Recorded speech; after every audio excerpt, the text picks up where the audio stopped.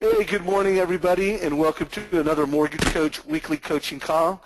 Every Tuesday morning, 9 o'clock, we're here to connect as a community of like-minded mortgage professionals. We're here to learn the ideas and strategies that are working best in the market and to get focused on the week and month ahead. My name is Dave Savage. I'm the CEO of Mortgage Coach. If there's anybody new on the call today, please raise your hand. Would love to just get a feel for any first-time viewers. To raise your hand, it's pretty straightforward. Just go to the GoToWebinar control panel, see where that number 1 is. That's the place to raise your hand. So again, if this is your first coaching call, let's see who's out there. Also, the number 2 area, where I don't usually bring in questions from that. I will from time to time. I will read everything, but that's more of like kind of shout out, call outs. You can't put questions, but if you want to get a question answered, raise your hand. So, hey, Roxanne, welcome to the call. You now know how to raise your hand. If you want to jump into a call, have me unmute you and ask a question of one of the guests. That's how you do it. All right, we've got a really tight agenda because we've got a lot of value. We've got Tim Braheem, the legendary loan officer, I always say, the best loan officer I've ever personally known. So, Tim, thanks for joining us. You're welcome. All right, good to have you. We've got a new mortgage coach, although no problem, Tim. We've got he's not new to Mortgage Coach, but it's first time that Evan has been a guest on the coaching call. But Evan, welcome to the call. Thank you for joining us. Thanks for having me, Dave. Good, good. And I've got some opening thoughts, so I'm just going to get rocking right through everything. Couple opening thoughts. One, I was a guest of the Dave Ramsey show. Well, actually, I wasn't a guest on the show. I got to do a site visit. Churchill Mortgage, who's a very good client of ours, has the exclusive rights to do all. Hey, by the way, could you guys put it on mute? Someone, whoever on the. Okay, thank you, Tim. A lot of feedback interrupting the call. Again, Churchill Mortgage, who has the exclusive rights to all the mortgages that come through the Dave Ramsey show, is a good client of ours. I was out there meeting with them, doing some training, and got to go spend several hours going through the Dave Ramsey show. It really was amazing and special. There's me sitting at the desk of Dave Ramsey. Pretty cool. I would like to know if anybody, our Mortgage Coach members, has listened to the Dave Ramsey show over the past year. I went ahead and put a picture on the Mortgage Coach Facebook page. You know, do a shout out. Let me know that you have listened to it. If you have some big takeaways that you like, Dave, I'd like to know what those things are because I was very impressed. I've always been a fan. You know, I believe in his message that for most families, debt does nothing but create stress and drain wealth. And so I've always been a fan, but I became an even bigger fan, seeing the kind of enterprise and business that he had built. I'm going to start sharing a couple takeaways, just kind of one at a time, not in this show, but you know, from show to show, Dave Ramsey takeaways. This was one of my kind of favorite things. As you would go around, all of his employees had this outside of their work area. So whether they had an office or a work station, it was their name, it was their DISC test, and it was some positive characteristics of that person and how long they've been with the organization. So again, very constructive, very useful, very cool. Tim, by the way, what do you think of that idea?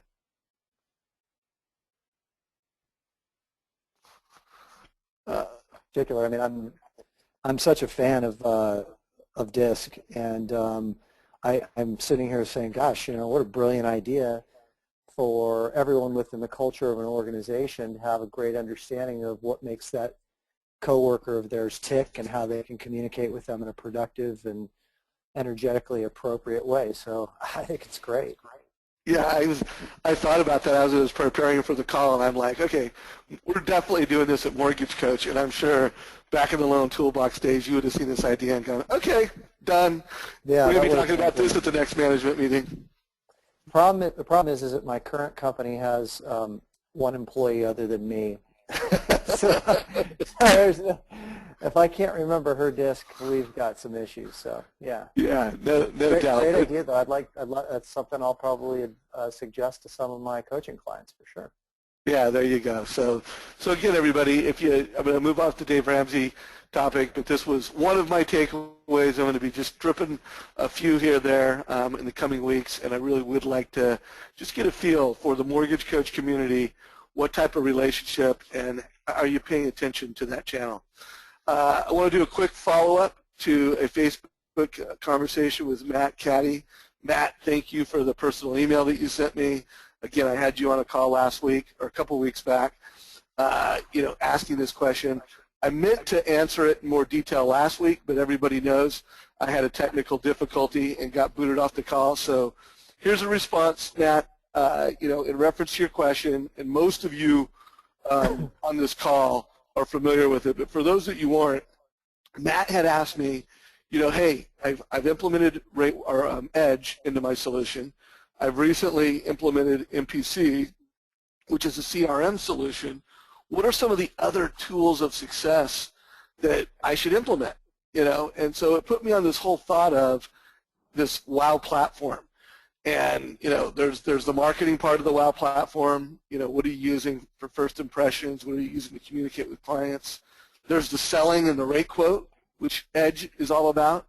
There's the back end. Everybody's got their LOS and their tools of success to fund loans. And then there's the loyalty piece. And we talked about how Edge is an important tool to doing annual reviews. But what are some of the other tools of the WOW platform? So since then, I've done a couple roundtables. I've been to a couple masterminds. I mean, I've literally had deep conversations with dozens of top performers and probably close to 100 loan officers, Matt.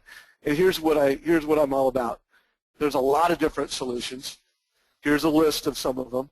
I actually posted this on the Mortgage Coach Facebook page. I'm not going to go through these line item by line item today. We don't have time for that. We're going to focus on our calls with our interviews. But I will, from week to week, just pull out one of these and talk about it. But right now what I want to do is, one, I want to encourage you as a community, tell me what are some of your other WOW platform solutions that you're using. What else are you using to create that WOW for your client? Everything from, like I said, everything from first impression to I've closed a loan and I'm keeping loyalty.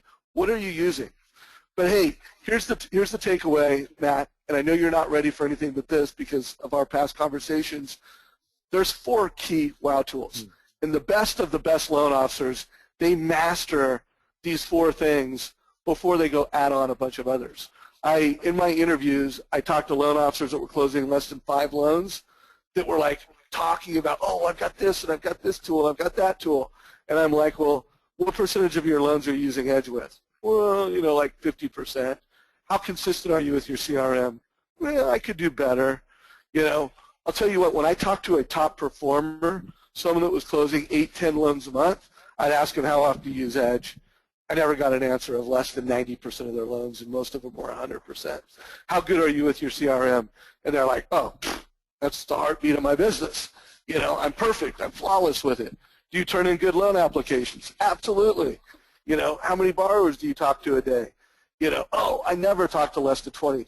So the core of your WOW platform is phone calls.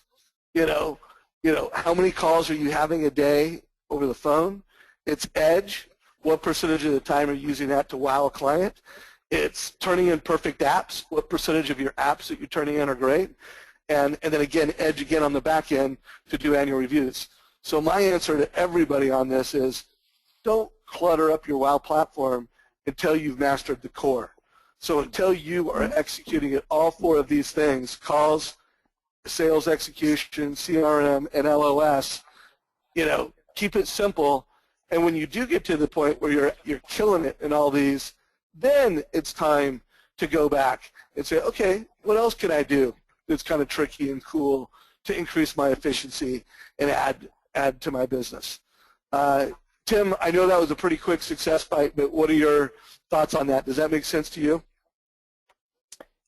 Yeah, I think that one of the great challenges that a lot of loan originators have faced in the 20-plus years that I've been around the business is just getting paralyzed by the oversaturation of so many things that they think that they need to do because they've heard from a loan officer on the stage or a loan officer in an interview, or they read an article and they said, oh, I got to do that, and I got to do that, and I got to do that. And, as you describe the loan originators, in fact, certainly without naming names, there's a loan originator that I received a long email from about a week ago, and he was telling me about all of the different things that he's been doing and mastering and reading and listening and going to the seminars and this and that, but yet he's just doing 4 deals a month. And in today's market, 4 deals a month, frankly, isn't much. I mean, there's a lot of business out there.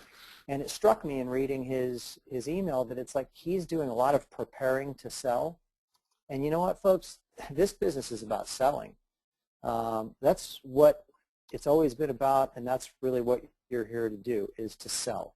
And some of these tools can become so cute that all we do is end up spending our time preparing to sell, and we're really not doing any selling. And I think that's what Dave's talking about, and I really support what you're saying there, Dave. Cool. So if I may jump in just with one other thing here.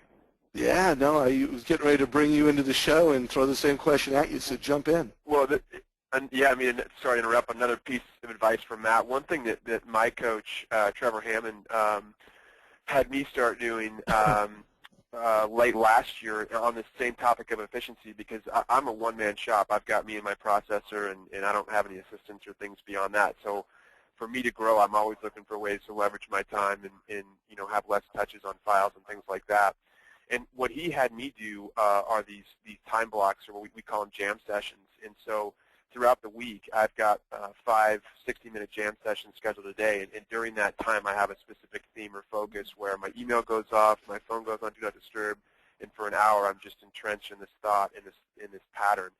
In one of those days, my Thursdays is devoted to on-time or efficiency building, and that's when I dive into my business and say, okay, where can I make improvements on this week to help me towards my goal of doing more business in less time? And so, I mean, you listed all those tools there. My advice to Matt is spend an hour a week, turn off your phone, turn off your email, and just focus on specific ways to improve your business. You may end up using these tools, you may not, but I think the biggest key for loan officers is to actually find the time to make those improvements. Nice. Dave, Evan, that was a great jump in, and Tim, feel free. Again, this organic call. Yeah, I want to just really help cement that brilliant statement that was just made there. One of the great challenges that loan originators face is what I would refer to as stop starts. Stop starts all day long, and everybody on this call, I'm sure, can relate to this. It's like I'm in the middle of doing something and I got to stop and start something else, and it just happens all day. Whether it's your processor needing you to put out a fire, or your receptionist telling you that somebody's calling for you, or your email going off and that distracting you, and you're wanting to make sure that you're not missing out on something important, or you see the red light on your phone and you're like, I wonder what that voicemail is, and you're constantly stopping and starting. And if we can get, in the days when I used to religiously use Mortgage Coach, and if you go back to any of the interviews that I had ever done, one of the things that I had talked about was that I always set the total cost analysis program and the rent versus buy program, and all those types of modules to the side, and focused on doing them all at the same time of the day, which was typically between 4 and 5 o'clock in the afternoon. So if I had 3-4 leads that I talked to that late in a day, and I needed to work up spreadsheets for each of those leads, I wouldn't allow myself to get caught in the distraction of trying to get tactical and analytical and strategic when I was in sales mode. I mean, the reality of it is that when I'm on the phone with the client and I'm talking and I'm delivering my presentation and I'm moving and grooving, that is a mindset that is very different than the strategic, tactical, analytical thinking of what are the best options for this individual that I want to present in the most strategic and prolific way.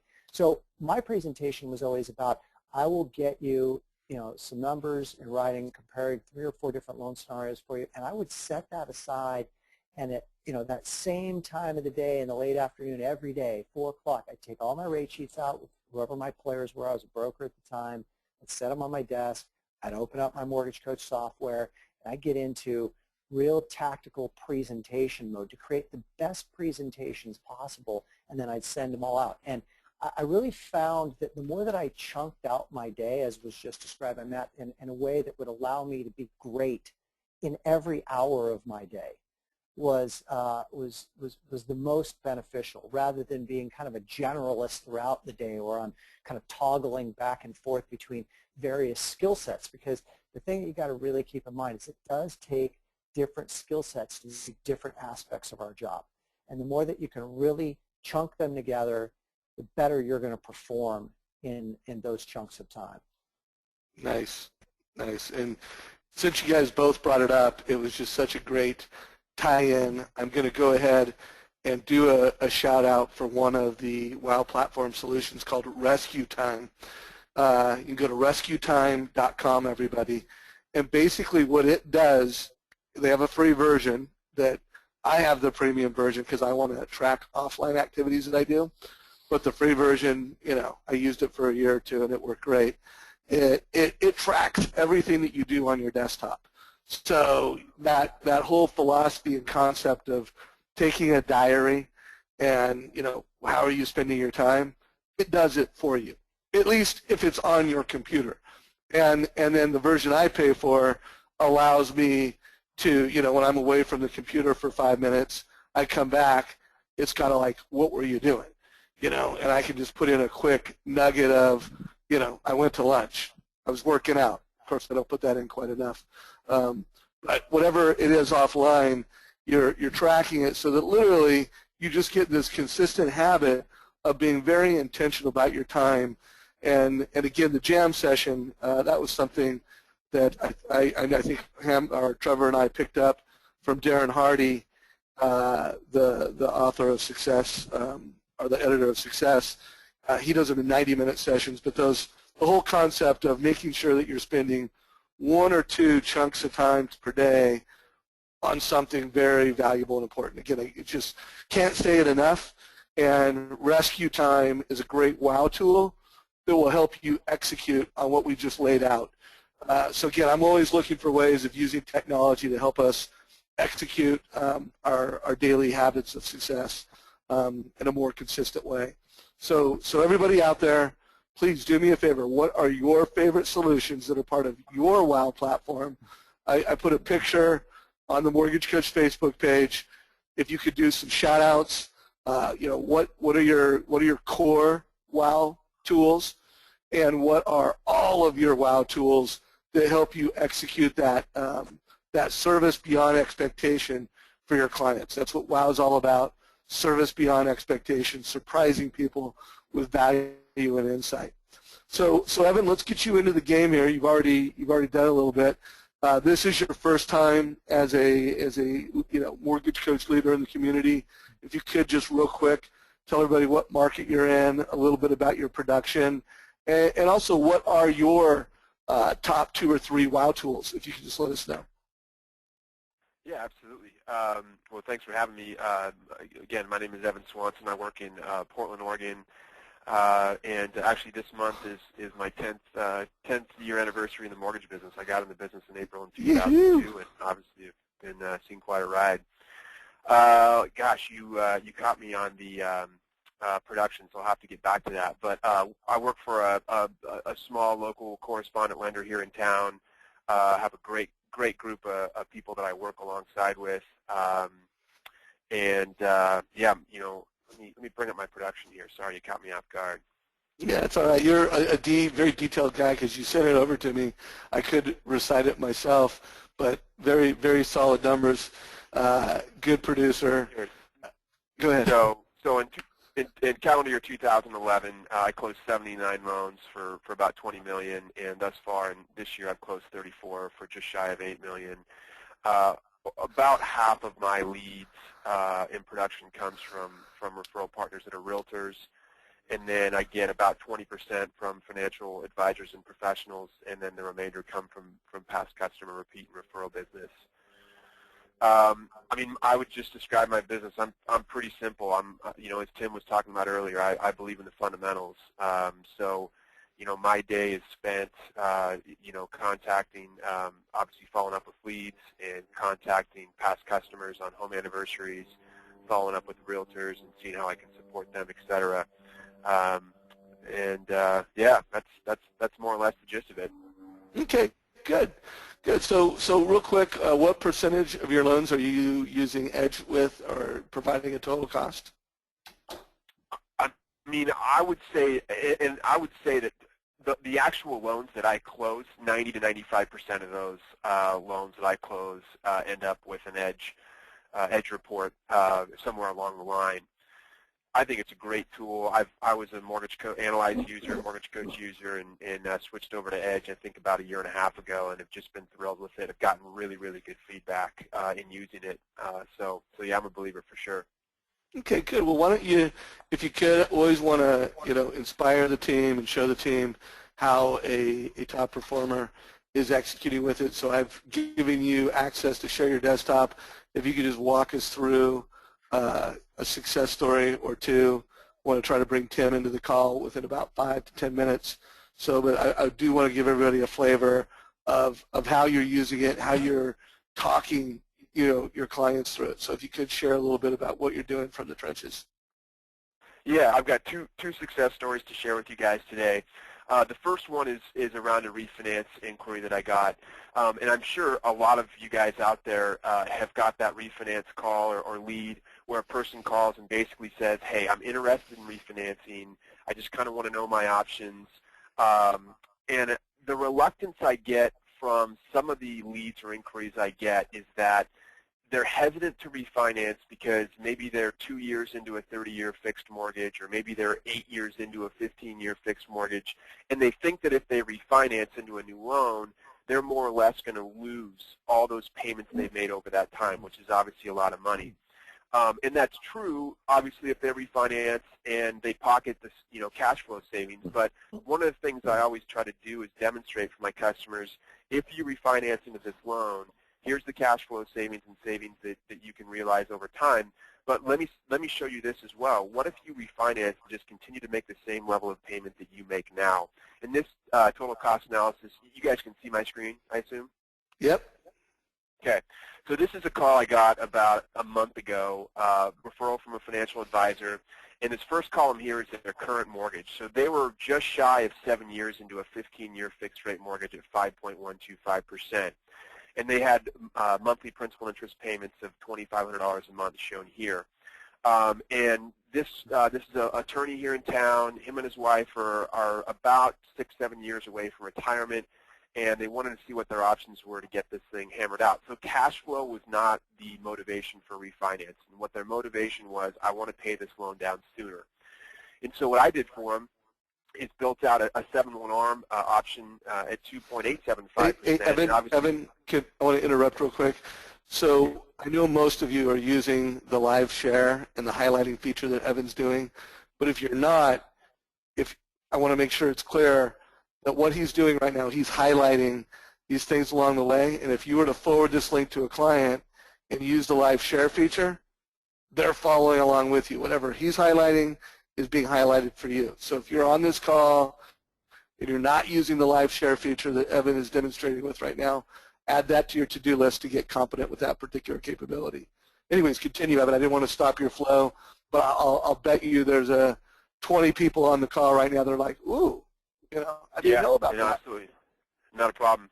So with this particular option, I was able to show them, listen, if you refinance into a 2.875 7-year adjustable rate mortgage, but continue to make the same level of payment now, then you're going to end up prepaying an additional $1,673.48 each month. So the sum of these two numbers here is equal to that $2,511.56.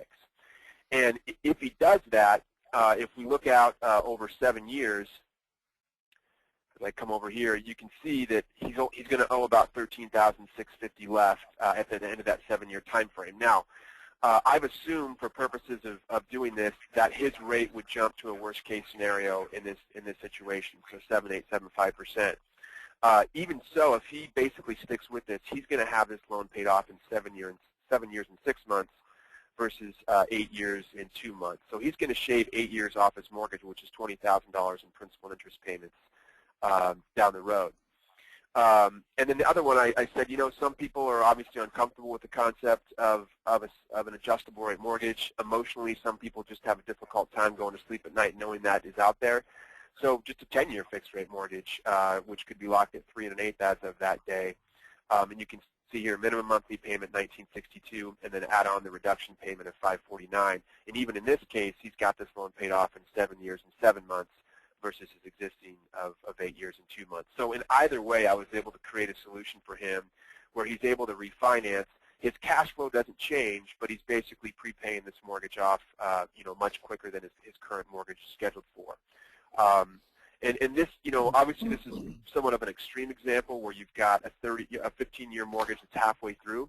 But this is just math, guys. If a 30-year mortgage is 2 years into it and they refinance into a 30-year mortgage, drop their rate by a point or whatever it is, if they continue to make the same level of payment that they make now, they're going to pay the loan off sooner. And I think that's an important thing to show the customer as a part of this, because there's a lot of people out there who just have that reluctance for whatever reason. So that's success story A. Okay, so by the way, first of all, kudos, Knuckles, great job. Tim, Braheem, any comments, thoughts? Yeah, absolutely.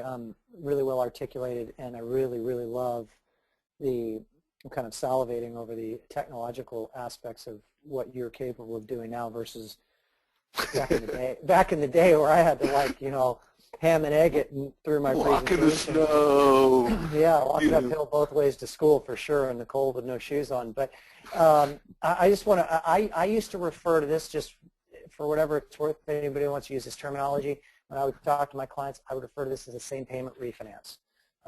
Or a same pay refi, and then I would always sell the big number at the end. The big number is what's sexy. So if I'm reducing somebody's term by 14 months and I'm multiplying that by the total amount of monthly payment, let's say it's just for argument's sake $2,000 a month, I would share with them. So by, in this case, spending $1,500 in closing costs and making the same payment that you're making right now, you're saving $28,000 over the life of your loan.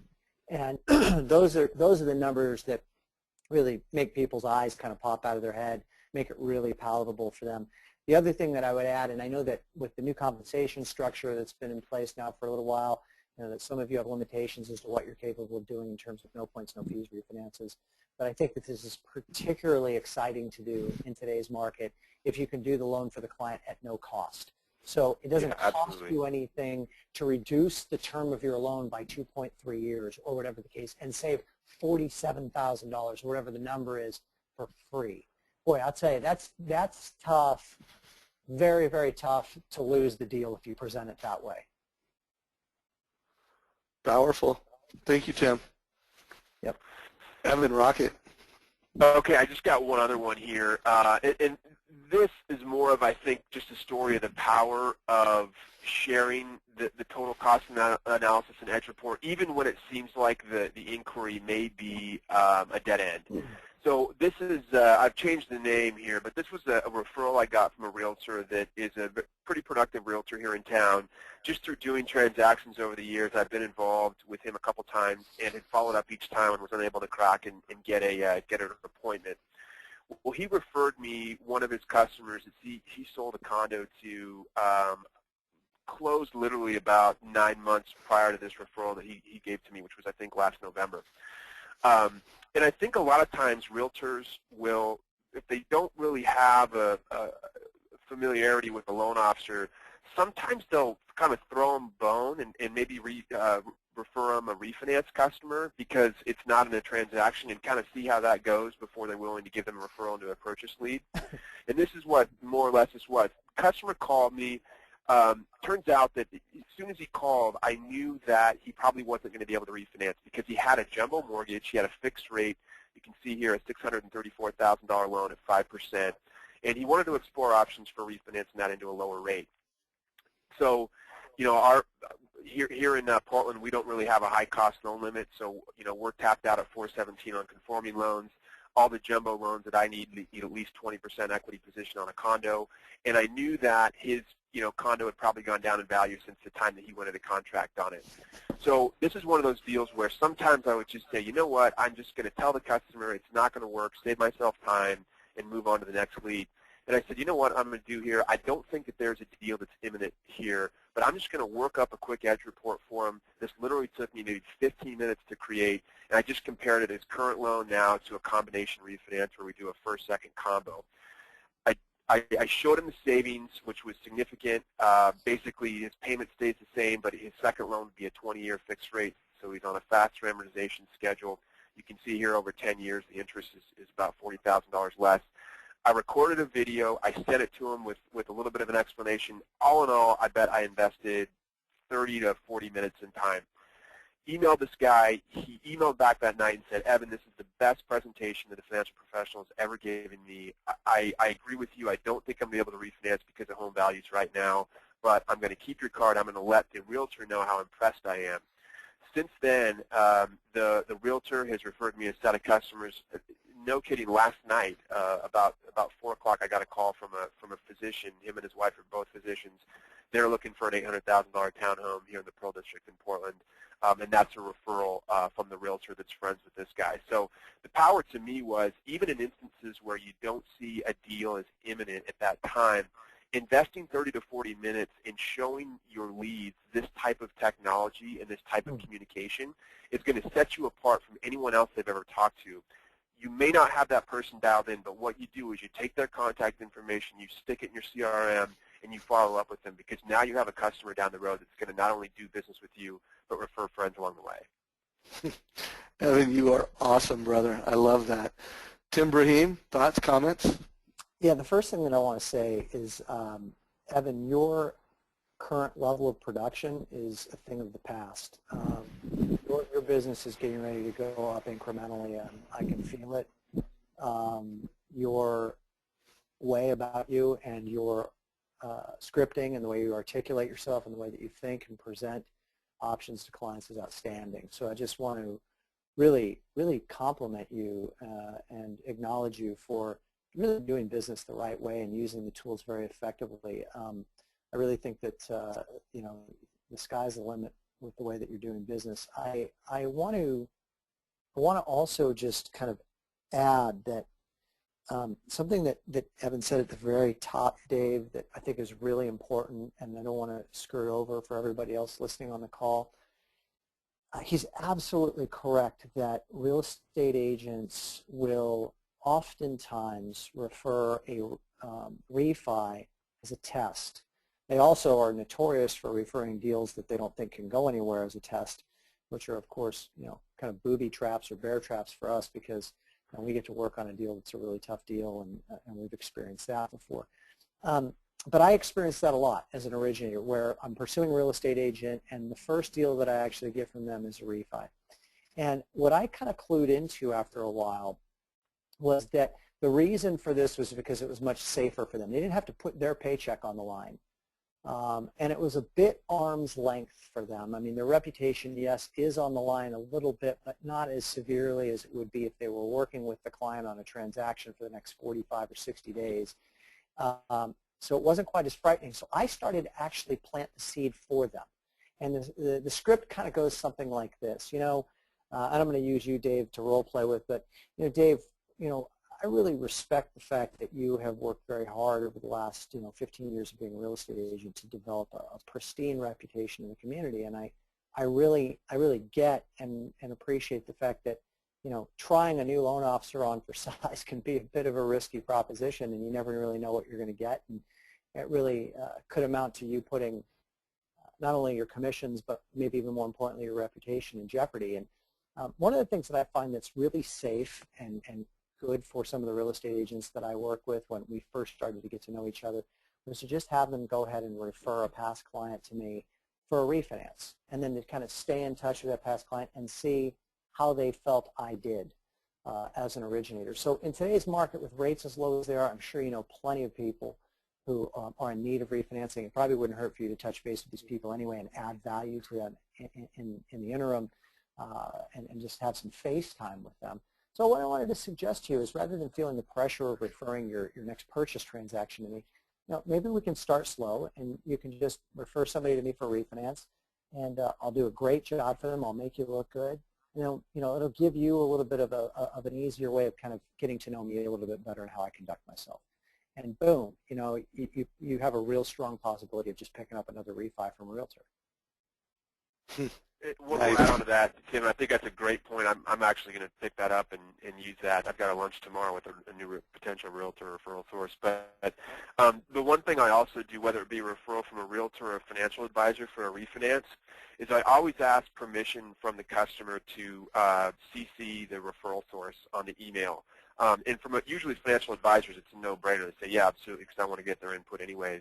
But that's one way that you're making sure that that referral source is going to see the level of communication in the professionalism that you're using in that communication. So that's one thing I always try to do.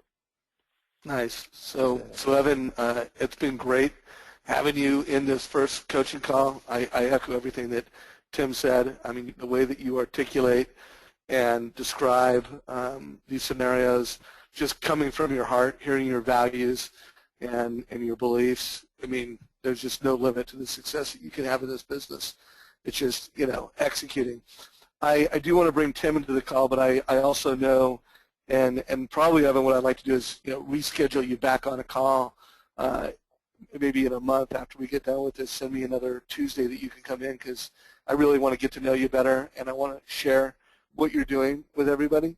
I know you've got a blog, and I did notice when I was going through it in preparation for this call that you had this video up, Should I Refinance? Anyways, if you could just tell everybody really quick what this was. I was just curious myself, and any value that you've derived from this blog and from this post. Yeah, well, I mean, here's the thing, guys, is that, I mean, any time that you lay out an EDGE report, chances are that's not the only customer out there with similar circumstances. In this blog, I actually had prepared this refinance analysis for a customer, and realized that I'd been having this conversation again and again, and said, you know what, I'm going to, if you go into EDGE, you can copy a total cost analysis, create a new client, and then have that client be, sample refinance or whatever it may be, so you're protecting the privacy of the other customer. But you can just copy the data over. And then what I do is I record a video and just explain whatever it is I'm trying to get across. In this case, it was what we talked about earlier, refinancing when you're already into an amortization schedule, the same pay refi. And I just blog about it, and I use Snagit. I record a video. I blog about it. My blog goes out to LinkedIn. It goes out over Twitter. And quite frankly, if I get a call now from a customer who's like, hey, I'm thinking about refinancing, but I'm not sure, I'm already, what I might do is say, hey, you know what, let me just send you this video, watch the video, and then I'll call you back and we'll talk about your situation. And really, this is another way to getting back to that whole efficiency piece. I realize that I can do things like this, communicate the same concept to many customers by just posting on my blog and using that as a link to send out. But EDGE is a great platform for that, because you have that feature where you can copy a TCA and then create a new client and then have that client be an anonymous person, and you're able to just basically copy the numbers over. Good. Well, great job. You're delivering great execution with your clients and how you're using EDGE. And then kudos for going the extra mile, turning that into a marketing asset, into a success story, and integrating that into your outreach program with clients. Anybody who doesn't understand what I just said or what Evan's doing there, make sure you listen to this call again and reach out to one of our success coaches, because there's just as much importance and value in executing that client, that borrower conversation great, but even more value in turning that borrower conversation into a success story that you get out to your entire database. So that was huge. Well, I am behind schedule. I want to make sure we have as much time with Tim Braheem as possible. Tim, sorry, but there was just so much value in talking to Evan, and it just started flowing. Nice. Yeah, and so guys, we may go a few minutes over today. I know everybody, you guys know how I really try to execute on the clock, but it's a rarity that we get Tim Braheem on here, and I have a feeling that we're just going to have so much to talk about that we are going to go over. Anybody who doesn't know Tim Braheem, we don't have time to do a long introduction other than to say, in my humble opinion, greatest loan officer I've ever known. Tim, what was your best production year in the business back when you were in the trenches as a loan officer? 2004, I did 676 loans for $234 million in production personally. There you go, guys. That was, in addition to that, he was an owner of a company that was personal production. He was always one of the top 10 loan officers in the country from a production level. But from my perspective, what made him the number one loan officer I've ever known, it's the combination of execution, the combination of values that Tim has, and the type of teacher. He's always giving back, and every time I get him on the phone, I'm taking notes, I'm learning something. So again, Tim Braheem, one-time great loan officer, once upon a time leader of Loan Toolbox and leader of a company, and now today a coach and guru to help people achieve top performance. So Tim, real quick, not real quick, take as much time as you want, how is your coaching business going? I know last time we brought you in, you were planning a retreat to get some business leaders in Costa Rica. I know that I don't think you had actually started coaching loan officers yet. How's it going? Oh gosh, thanks, Dave, for the kind words. First of all, I'm just blessed, man. I mean, I don't know any other way to describe it. I'm a very happy man right now. I'm really enjoying coaching. I have 9 amazing clients that I've now been coaching for 4 months, each of them with their own set of needs and talents and skills, and it's just so fun to really create a space for them to explore who they can be, both personally and professionally. I consider myself, for those that don't know what I'm doing at this point in time, I consider myself to be a business and life coach. And the reason that I say that is because I think that you can't be really one without the other. I think that, business is a component and aspect of life, but what I find is that all of my clients want coaching in both areas, and I'm really fortunate with my education, my master's degree in spiritual psychology, and my long tenure in the mortgage industry and in business to have I think value to offer in all realms of one's needs. So that's going great. The Costa Rica retreat was an absolute dream come true for me. I formulated that idea based upon me really taking a look at what really makes my heart sing and what my passions are in life, and I arranged to I own a really beautiful home down in Costa Rica.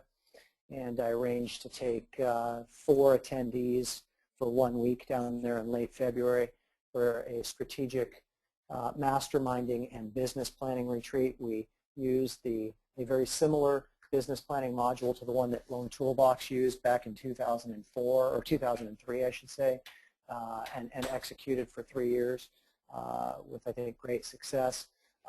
It was really there are no words to describe how much I enjoyed it. I mean, it was a great time.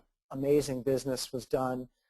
The testimonials are phenomenal, and I definitely intend to do another one. In fact, the next strategic business planning retreat will be in November of this year down at my home in Costa Rica, and my goal is to do 1 or 2 a year because I think it really speaks to my passion and my skills to really be able to bring 4 talented people together and to work for a week in an intimate setting on building a 5-year plan for their business and their life. I mean, they all literally went home with a very detailed strategic plan. And I think, Dave, in closing, the thing that was most enjoyable about it was just seeing the selflessness of the 4 individuals. I mean, we became very close in that week.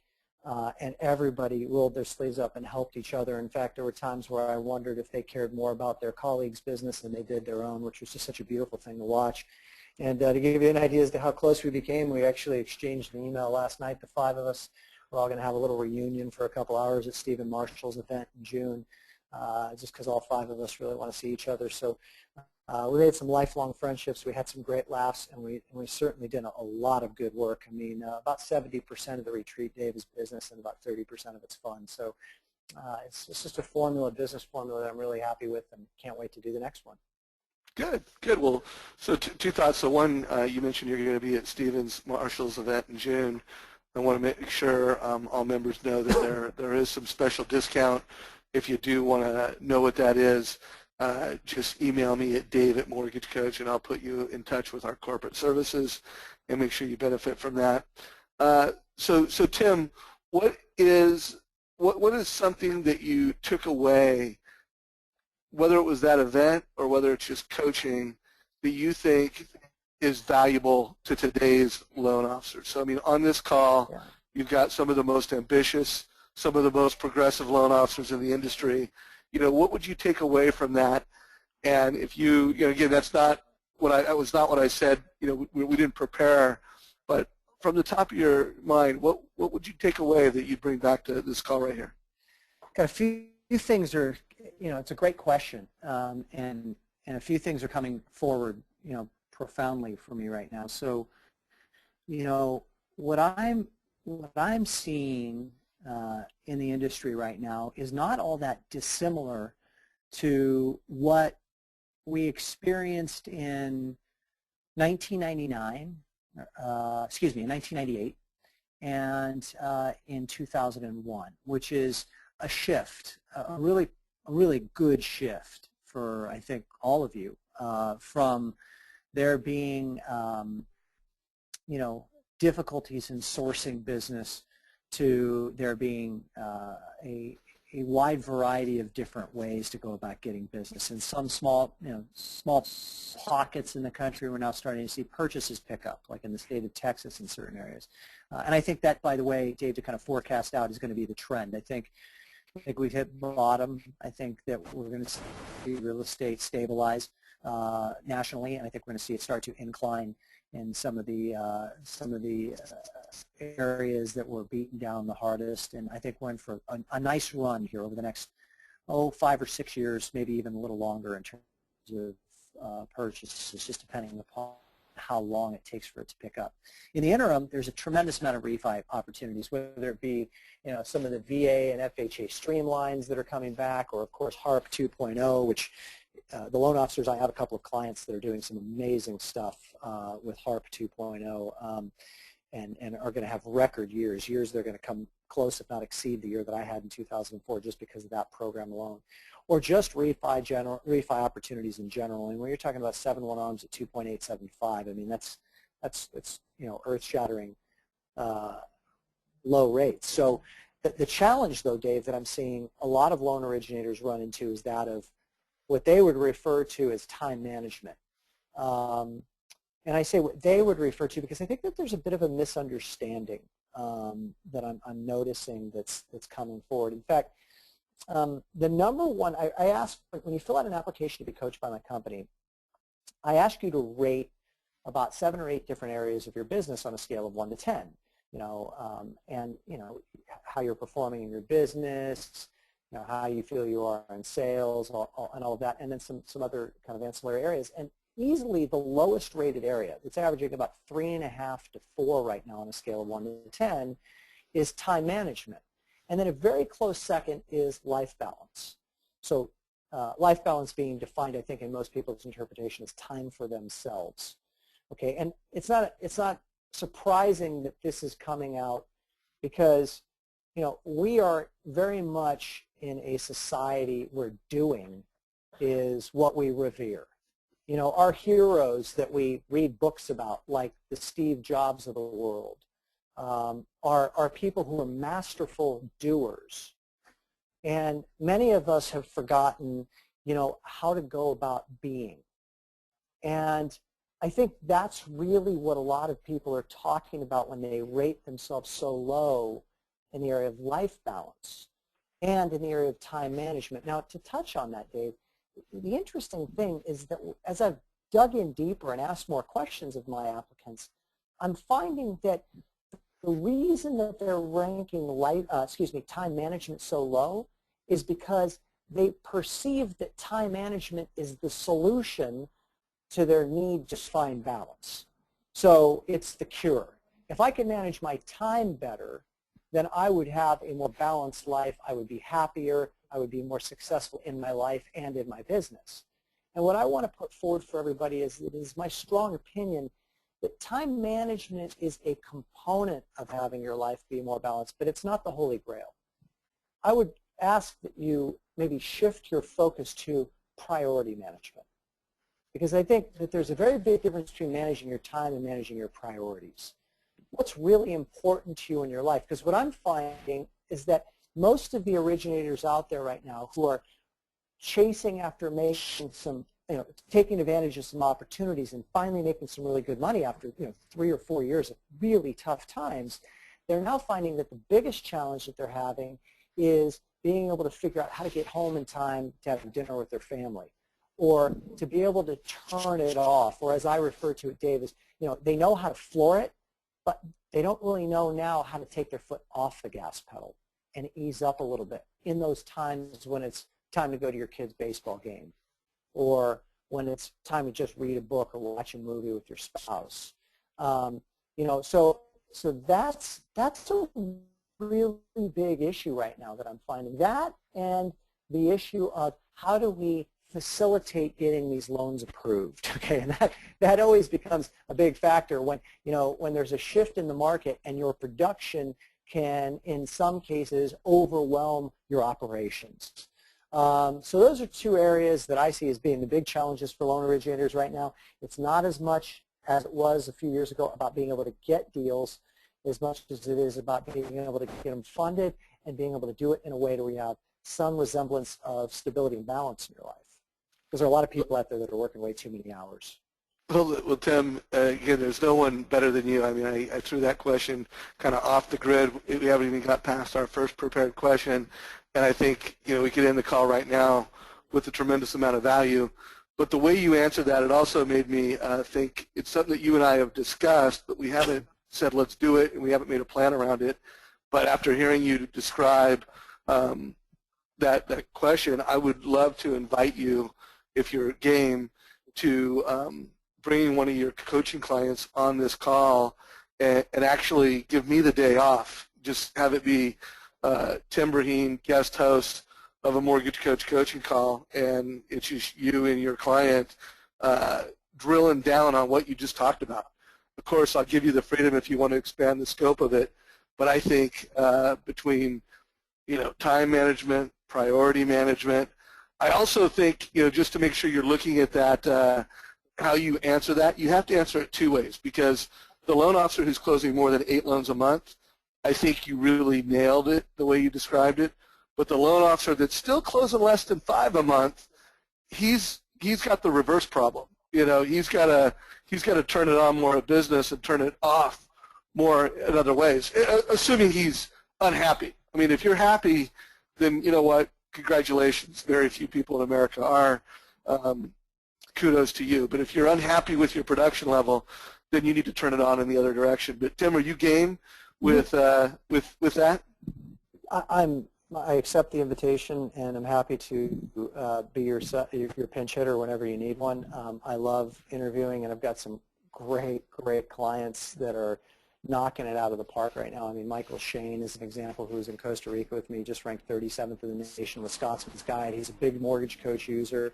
He's going to fund about $150 million this year, and he's doing some things so exceptionally well. And actually, I'm going to use him as a dovetail into responding to one of your comments.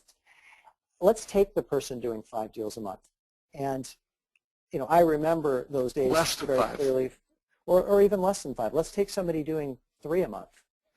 The thing is that I would still, and you may find this surprising, Dave, I would still propose that more often than not always, but more often than not, that person doing 3 deals a month, their main issue is priority management as well.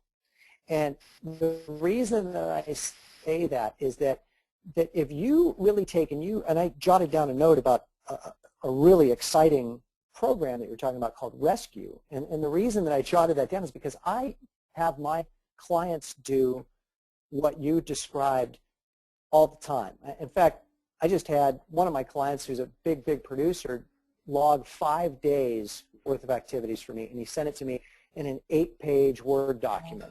So literally every 30 minutes, he typed up real quick what he had done. And the reason that I had him do this analysis is because he and I, even though he's going to do about $150 million in production this year, he and I still wanted to refine and fine-tune together how he spends his time in his day, how he selects his priorities and his activities to make sure that he's spending equal time with family, to make sure that he has time for himself and to be able to work out, and to make sure that he is working at optimum efficiency when he's in the office.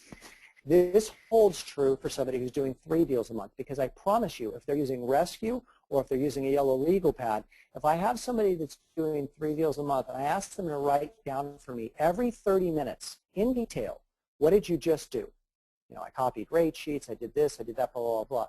I guarantee you the person that's doing 3 deals a month is doing 3 deals a month in today's market because they're spending a lot of time on activities that don't make them money. So their priorities, again, priority management, are not in alignment with their goals. And this is the thing that I really want everyone to get focused on. We're all really good at goal setting, okay? But our activities oftentimes don't match up with our business plan. And we talked about this in Costa Rica when the 5 of us were together and we were developing this 5-year business plan, and we're talking about exactly where they want to be in 5 years and how specifically they're going to get there. And when we hit the runway from 50,000 feet, and we talked about tactically what are the daily disciplines of what you're going to do every day to make sure that this goal that you have for 5 years from now is completed and the objective is achieved. The analysis that we put them through and the analysis that I put my coaching clients through is do the activities, do the priorities in your schedule, support the long-term goal that you have. And you'd be surprised at how often they're totally incongruent. So I want to double my income, okay, but I'm spending more than 50% of my time on things that actually don't have any direct impact on me getting a loan. So how is it that you're going to double your income if you're going to continue to spend half your time on things that really should be done by somebody else? And the person doing 3 or 2 deals a month, that's typically their issue more than anything else. You know, they're not marketing enough, they're not networking enough, they're not delivering their presentation enough, they're not as well scripted as they need to be because they're not in front of enough people, so they don't have enough practice. These are the same issues that they face. And it's the same subject matter for somebody who's doing, you know, 100 million a year. It's just with different activities that they need to do. So real quick, I want to see a show of hands. Anybody think that's a good idea to have Tim Braheem lead a coaching call? Give me a break. Of course, it's such a dang good topic. I'm going to have to make sure I listen to it, you know, and having you lead that. So again, show of hands if you like that idea. Evan, if you're still on the call, what do you think of that? That'd be great. Absolutely. I mean, I'm in that boat where everyone's looking for growth, and you know, maybe it has the eye on the wrong thing, where we need to be looking at well, really measuring, you know, our priorities and where our time is, and determining if we can do a better job of that. So I'd be all over that for sure. All right. You know, so I'll throw this out as an idea, Dave. Go ahead, if I Tim. can throw out an idea. No, you can't. What could be fun, and this is just totally off the cuff here, but what could be really fun is if we could get Evan to agree to time log, as I refer to it, his week for 1 week. So every 30 minutes, getting me, you know, whether it be through Rescue or doing it the way that my client did it, just by opening a Word document and every 30 minutes, just quickly typing what he did. It takes about, you know, 45 seconds to type what you just did over the last 30 minutes in detail. He could send it to me, and what I could do is a call with him and show him how he could double his production from, you know, the current 34 loans I believe he funded in the first quarter or first 4 months, I don't remember what he said, to actually doubling it. If you're interested in that, that would be another cool way for us to display it and add value to Evan for being on this call. That'd be awesome. I'd love to do that, and I think I'm probably a case in point for a lot of the people calling in and listening today, where, you know, I've hit a point where I can definitely continue to grow, but I need to look for ways to be more efficient. So I would love to do that. You can count me in. Great. I'd love to coach you for an hour. It'd be fun. All right. Well, that was huge, guys. I mean, I kind of got goosebumps. Evan, I hope you realize what a gift that is. That is, Tim, I'm great super excited idea. about it. Yeah, that's and it really is. While you're a top producer, Evan, this is a great opportunity to take it up to the mega producer status. So, guys, here's what I'm going to do. One, I started late with Tim. Two, we got to one question, and it's, to me, when Tim and I talked about this, it's all about just being real, being organic. It's not about having an agenda that we want to get through these questions. So what I want to do, I'm going to go through and wrap up a close of the call, but then, Tim, I'm kind of going through these questions right now, and let's come back and spend 10 minutes, go 10 minutes over, and nail one of these questions. So I don't know if you can see them as I'm going through them. I'll come back to them in a minute. I do want to, anybody that does need to go, you had a time block, you had a meeting. I want to make sure that you connect with Tim Braheem. I want to make sure that you connect with him in LinkedIn. So that's pretty straightforward. If you don't know how to do that, then you don't get to work with Tim or talk to him ever again. Just kidding. I want to make sure that you guys are aware that he is active in YouTube. He's got some great videos, really well executed, really valuable messages. He's got a great blog. I don't know where it is, but hopefully Tim is going to share it with them. Tim, what is the best way to connect with you if anybody wants to follow your writings, get on your mailing list? Yeah, when we refer to it as a blog, Dave, thank you. It's really not a blog in a technical sense. Basically, once a month, sometimes twice a month, I put out a performance tip. It's like a 1 to 1.5 page, detailed tip. In fact, I wrote 2 of them last night. So if you just connect with me via LinkedIn, I'm not on Facebook. A long story you can talk to Dave about, but inside joke between Dave and I. But if you connect with me on LinkedIn, you'll get on my mailing list, and once a month you'll get a business or life tip from me. They kind of vary, and I mix it up. So. Yeah, and they're superb. I mean, guys, there's a lot of content and noise in the marketplace.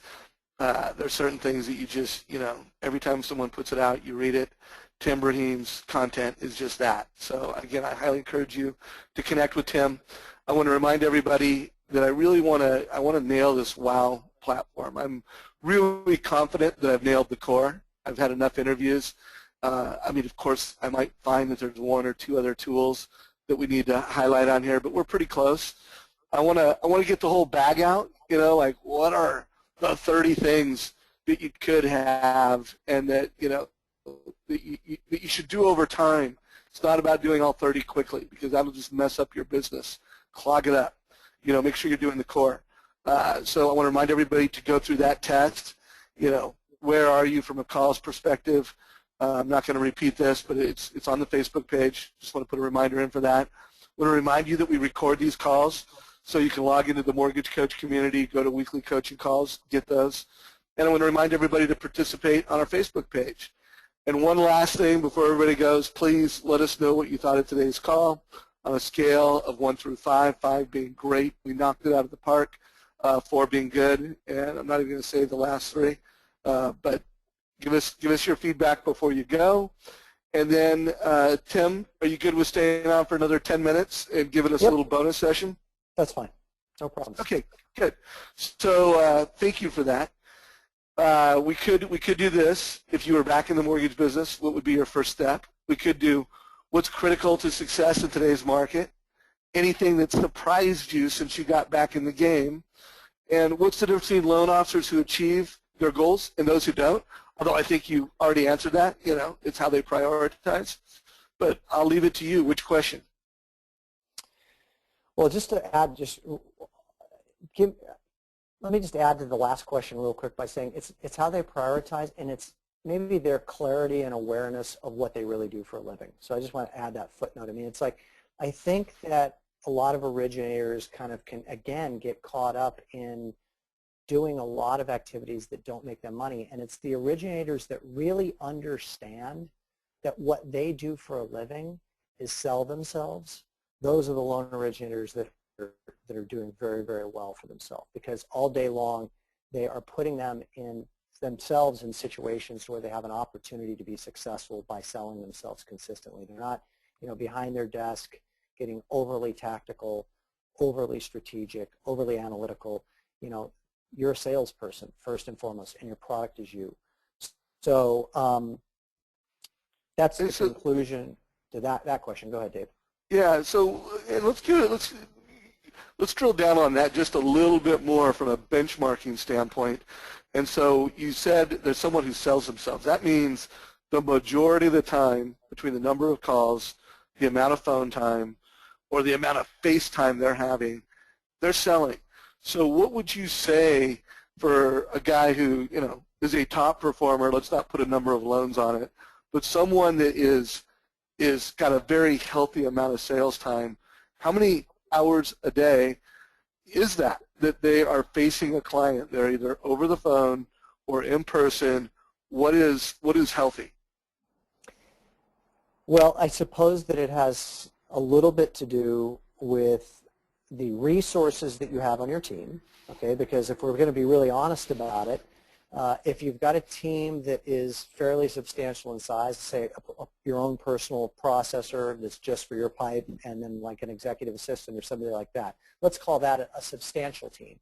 Okay, in that case, you know, if you're not spending at least 75% of your time, so we'll call it 6 to 7 hours a day actually selling, then there's a lot of room for improvement. There's a lot of upside potential. Now, if you're in, and ideally, you know, with the client that I was referring to earlier that was 37th in Scotsman's Guide last year, you know, and I coach people, just to be clear, I mean, I've got clients who do 7 or 8 deals a month, and I've got clients who do 50 deals a month, and everything in between. So it's not like I only coach top producers. I'm just using this one individual as an example. So in his case, you know, I've yet to coach him since he sent me his time log, Dave, but he and I have a call actually tomorrow. And what I'm going to tell him is going to say, I have good news and I have bad news. The good news is that you're doing just about everything right.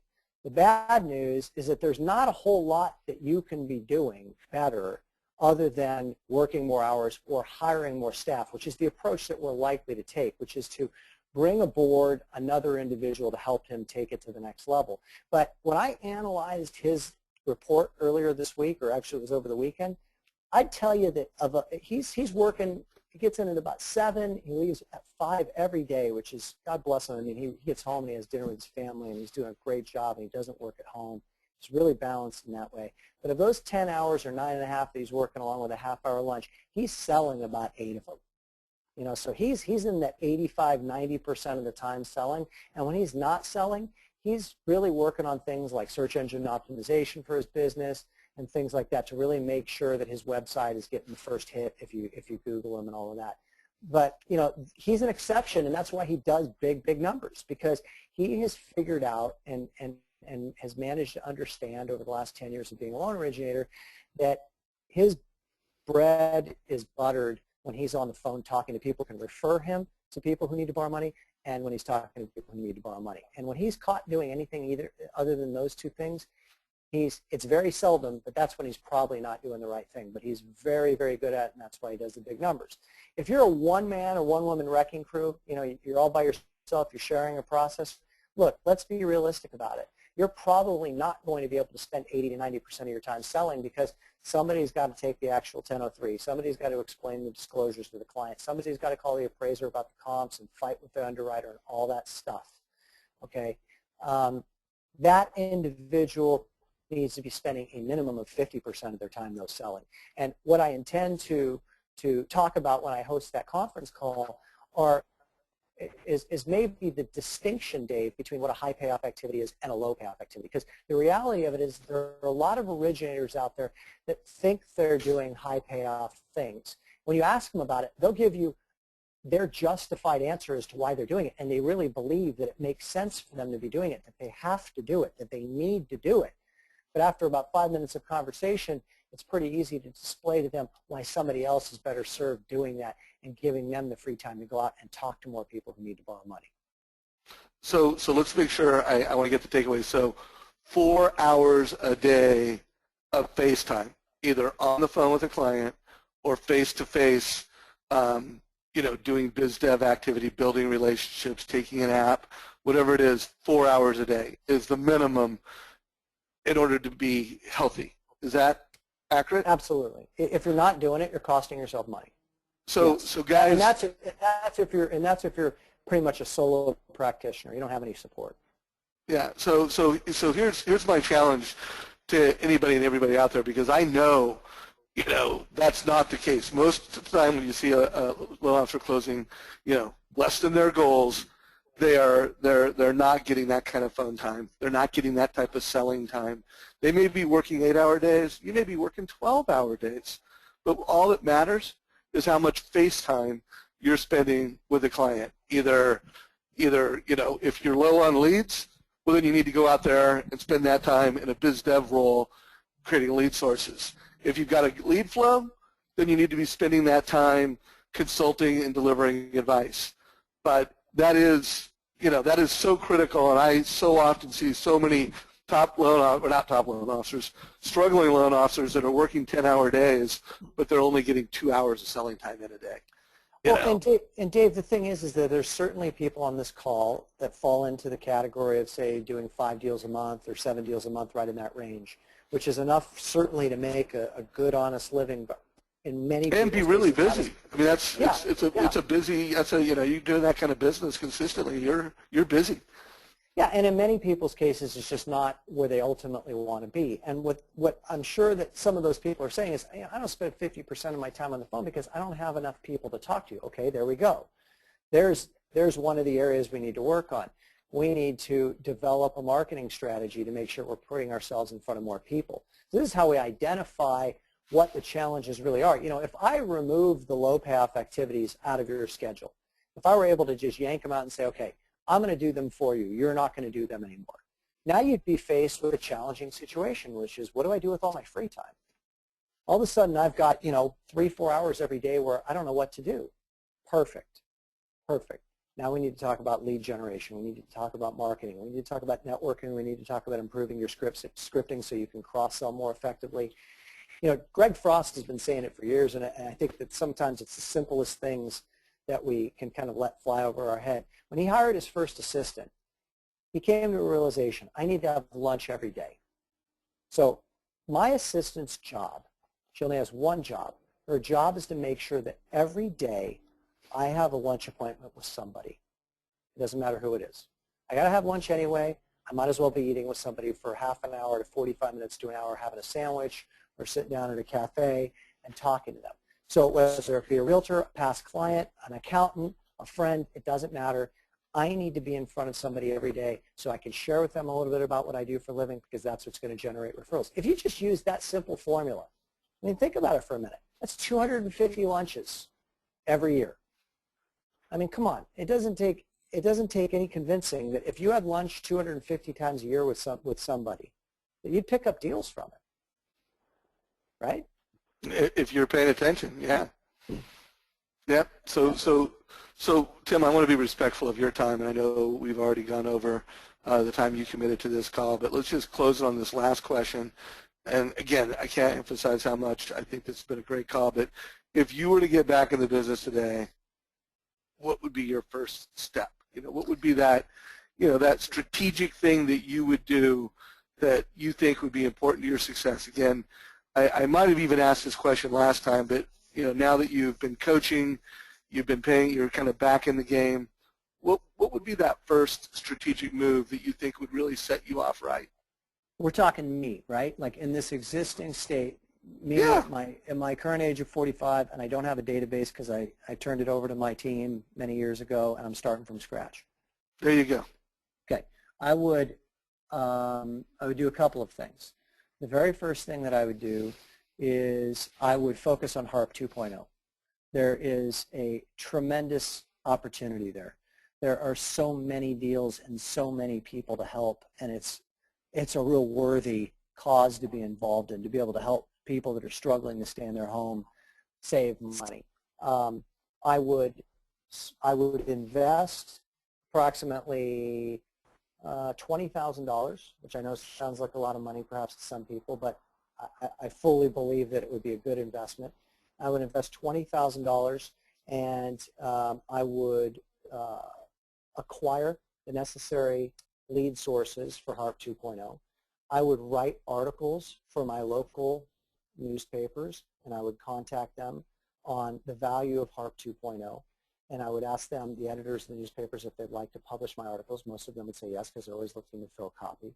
So I'd get my name out there as an expert on that program as quickly as possible.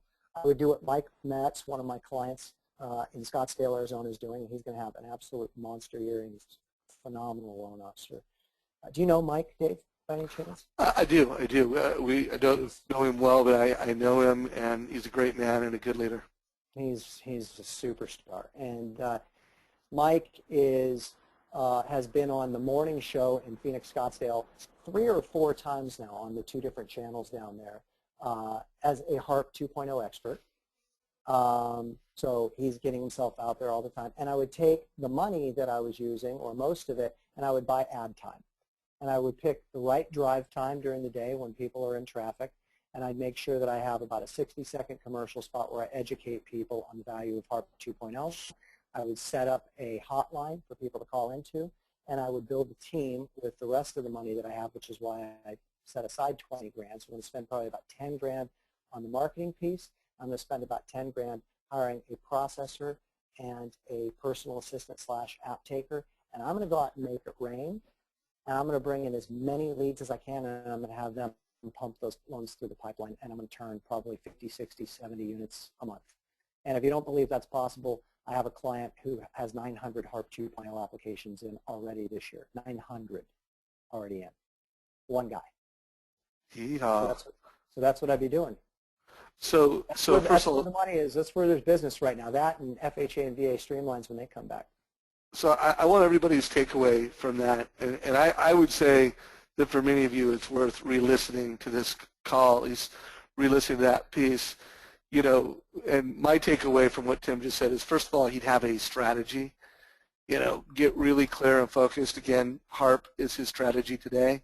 But if we ask him a year from now that question, it'll be a different strategy. And then it was focus, focus, focus, focus, focus, invest in a strategy. Yes. You know, and I hope Invest. Invest is a key word, Dave. Invest. You know, there's just too many loan originators out there that start in this business and they don't have a budget.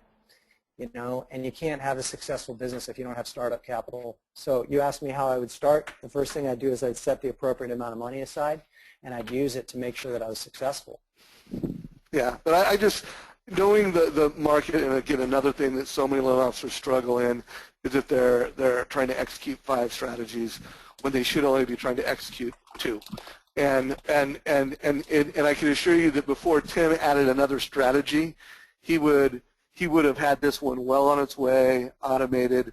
So again, let's take away kind of the last takeaway. I think there's been a lot for this call, but you know, here's one of the best loan officers ever to live. Not only that, Tim's just a heck of a great business guy. I mean, he started Loan Toolbox, created another success story. So a lot of wisdom in the way he answered that question, folks. Re-listen to it. Hope this call has been valuable for you, Tim. I appreciate you always surpass my expectations, and I have high ones for you every time. If you could send me an email with a date that you and your client want to just take over a call, and I'll just, you know, whatever I have on that call, I'll reschedule it. So just once you and your client get your time, a Tuesday, sooner the better from my perspective, you're invited to come in, and I won't even be on the call. You'll be leading it and talking about how everybody can be more successful by however you want to talk about it. Sound good? You got it. You got it. I'll get you a few dates and a few ideas. All right, everybody. Well, hey, have a good one, everybody. Again, connect with Tim on LinkedIn. Real straightforward how to do that. And be sure to participate on the Mortgage Coach Facebook page. That's mortgagecoach.com/Facebook. Evan, thank you for your participation in today's call. Thank you, Tim. Take care, everybody. Bye-bye.